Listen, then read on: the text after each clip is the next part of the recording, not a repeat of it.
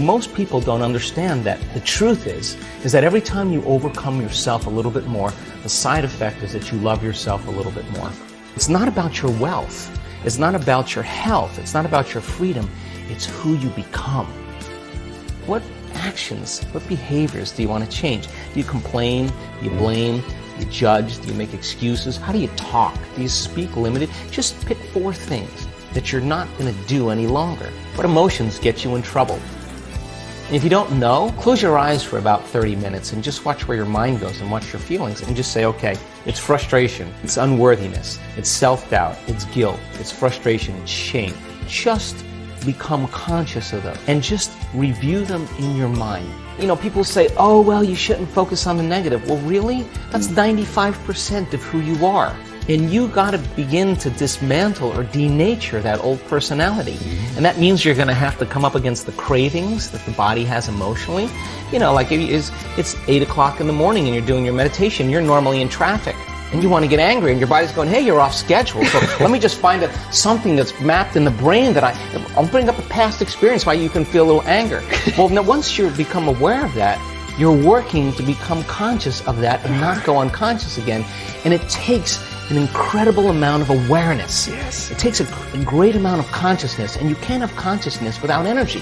So you got to raise your energy in order to get to it. Otherwise, you're going to be consumed. You're going to return back, right? So if you start becoming familiar, so conscious of those unconscious thoughts, they would never slip by your mind unchecked by you. And the research shows that you can get better at this. You could actually sense the thought before it comes. So then you start firing and wiring new thoughts. You start thinking to yourself, who am I going to be when I open my eyes? Well, how am I going to make a difference in the world today? Who am I going to be? How am I going to give? How am I going to serve? How am I going to contribute? What things do I want to really do today? And the act of closing your eyes and just thinking about and rehearsing what you're going to do. Your brain doesn't know the difference. Yes. And if you get caught up in it, you begin to install the neurological hardware in your brain to look like you've already done it. Now the brain's no longer a record of the past. You are priming your brain, and if you keep doing it, the hardware will become a software program. You know what that means? You just might start acting like a happy person. Well, there's no surprise there. You install the circuits. Stress hormones arouse the body, so you have your attention on your body. Stress hormones alert the brain so you're aware of everything in your environment, like an octopus with tentacles in all different directions. You got to control and predict everything in your life. And if you're living by the hormones of stress, you're always investing your attention and energy into the known future based on the past. So you're on a line of time here, in a timeline. So then, let's think about it.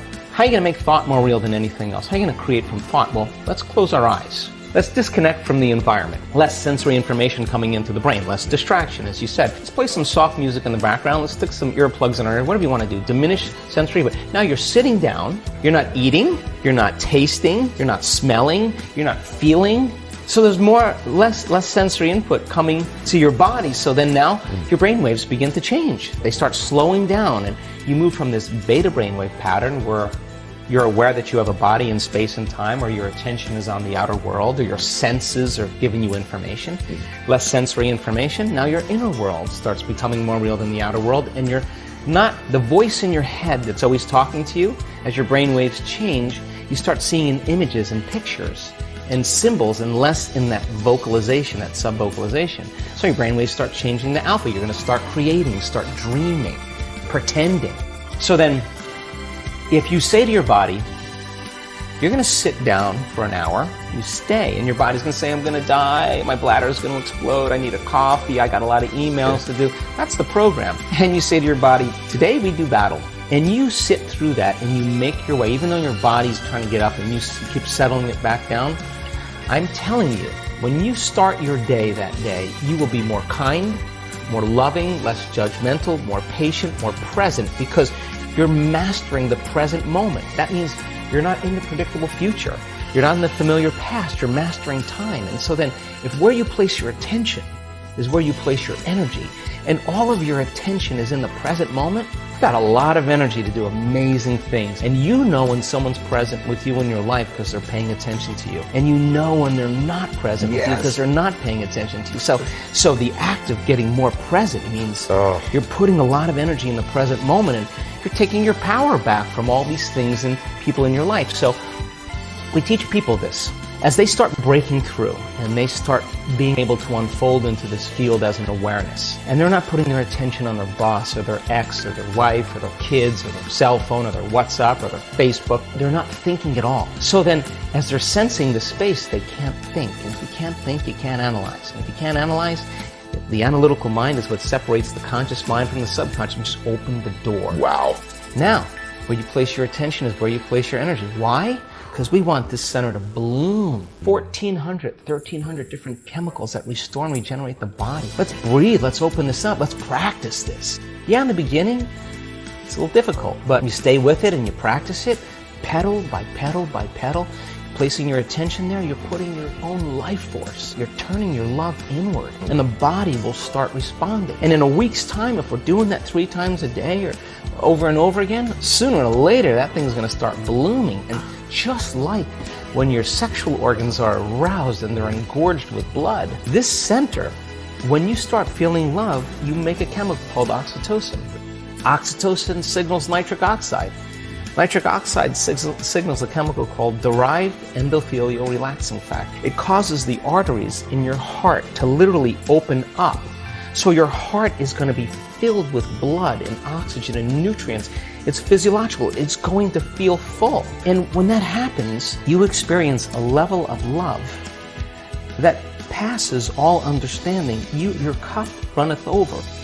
Close your eyes. Retreat from your life. Disconnect from your body. Disconnect from your environment.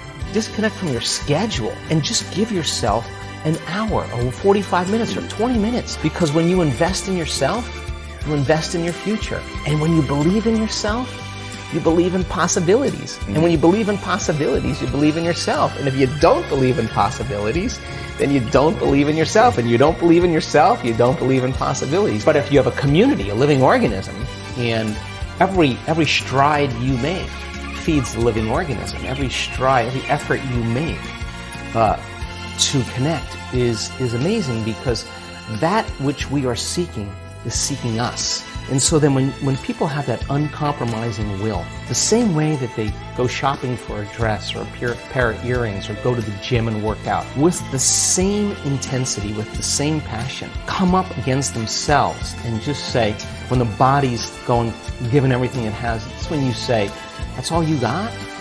I'm ready. And so then when you start overcoming that, the side effect of it is that all of a sudden you're happy for no reason. And you're less seduced in believing that you need something outside of you to make you feel better. You're feeling better every day without anything outside of you.